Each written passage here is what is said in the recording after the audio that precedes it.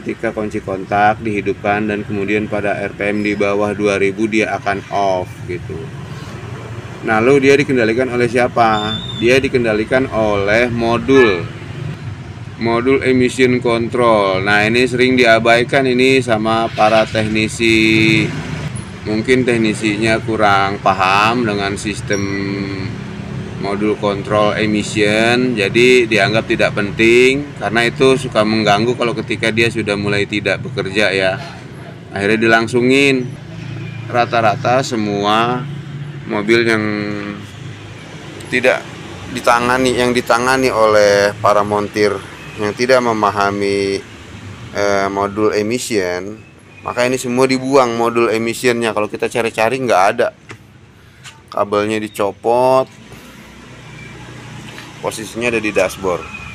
Jadi akhirnya solenoid idle itu bekerja mulai dari kunci kontak dihidupkan ya, sebelum mesin dinyalakan.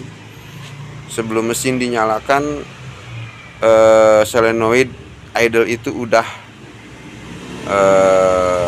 menyala, udah bekerja dan tidak berhenti sampai mobil itu dimatikan atau tiba di tempat tujuan. Assalamualaikum warahmatullahi wabarakatuh. Para pemirsa, para subscriber dimanapun Anda berada, jumpa lagi dengan saya, Bengkel Teknisi. Hari ini saya akan membuat suatu tutorial tentang mengecek suatu kondisi karburator. Proses pembakaran ini pembakarannya berjalan efisien atau boros ya, atau bahasa perbengkelnya ini irit atau boros ya, dimana karburator itu memiliki satu sistem pengkabutan 3 buah spuyer idle, running, dan RPM ya, RPM tertinggi dengan step kedua. Yang pertama adalah sistem langsam. Nah, ini bagaimana sistem langsam ini bekerja pada saat mobil sudah dihidupkan dan bertahan pada RPM di bawah 1000, antara 500 sampai 900 RPM. Di sini terdapat solenoid idle namanya ya, ini. Nah, ini dari sini bisa kelihatan nih ya, itu orangnya tuh. Solenoid idle ini hanya aktif ketika kunci kontak dihidupkan dan kemudian pada RPM di bawah 2000 dia akan off gitu. Nah, lalu dia dikendalikan oleh siapa? Dia dikendalikan oleh modul emission control. Nah, ini sering diabaikan ini sama para teknisi. Mungkin teknisinya kurang paham dengan sistem modul kontrol emission, jadi dianggap tidak penting karena itu suka mengganggu kalau ketika dia sudah mulai tidak bekerja ya. Akhirnya dilangsungin. Rata-rata semua mobil yang tidak ditangani oleh para montir yang tidak memahami modul emission, maka ini semua dibuang modul emissionnya. Kalau kita cari-cari nggak ada, kabelnya dicopot, posisinya ada di dashboard. Jadi akhirnya solenoid idle itu bekerja mulai dari kunci kontak dihidupkan ya, sebelum mesin dinyalakan. Sebelum mesin dinyalakan, solenoid idle itu udah bekerja dan tidak berhenti sampai mobil itu dimatikan atau tiba di tempat tujuan ya. Jadi dia akan menyala terus menerus dan tidak akan mati, dan di situ terjadi pemborosan ya, karena seharusnya pada saat RPM 2000 dia sudah bisa mati.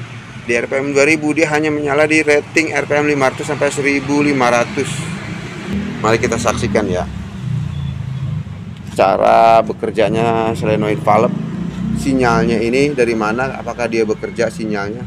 Ini saya tempatkan satu buah lampu untuk melihat indikator dari ruang dashboard ya. Sejak kunci kontak dinyalakan nanti dia akan menyala.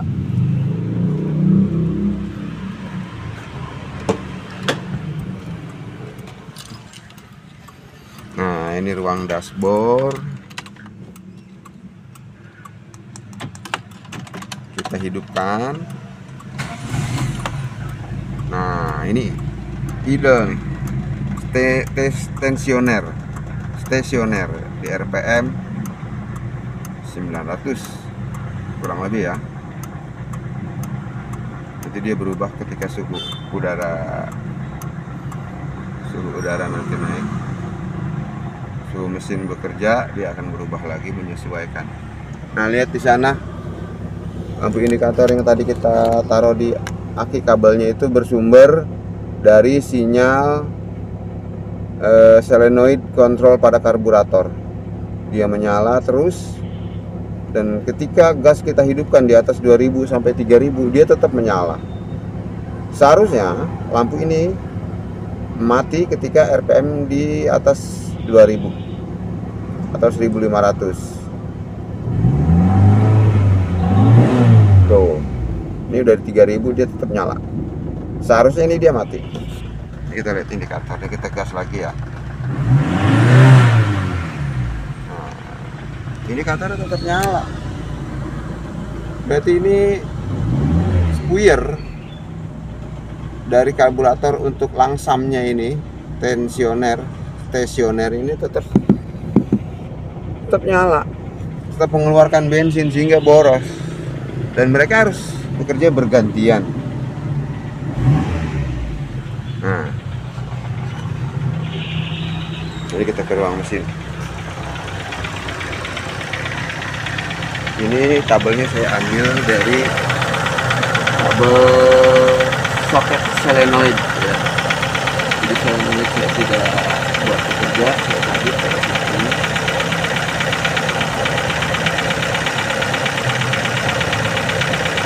Jadi nyala terus menerus.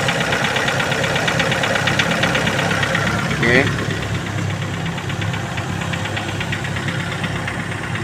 Cukup sekian buat Anda memahami bagaimana sistem kerja solenoid tensioner bekerja sebagaimana mestinya.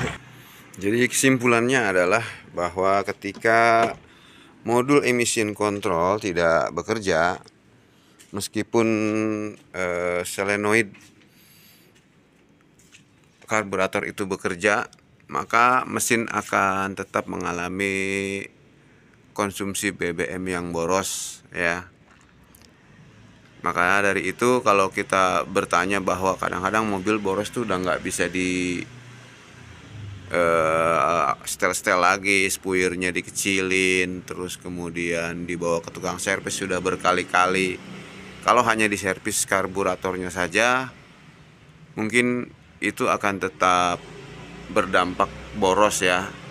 Tetapi kalau mengatasi masalah sesungguhnya adalah bagaimana caranya kita mengaktifkan kembali modul emission control ya. Dia akan bekerja untuk melakukan proses pergantian supply.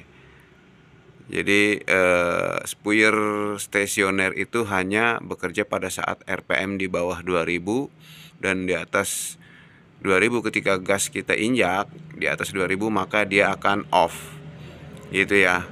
Tapi kalau modul kontrolnya tidak bekerja, maka dia akan terus menerus mensuplai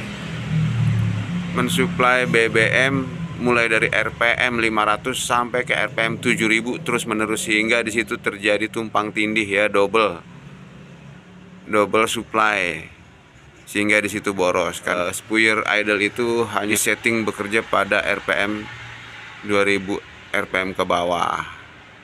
Oke, kesimpulannya sudah mulai ditangkap ya. Kalau memang masih ada yang kurang paham, bisa bertanya di kolom komentar. Barangkali jika waktu memungkinkan saya bisa menjawab semua pertanyaan itu. Baik saudara, terima kasih banyak. atas waktunya. Salam sehat, salam sukses, salam bahagia untuk Anda. Assalamualaikum warahmatullahi wabarakatuh.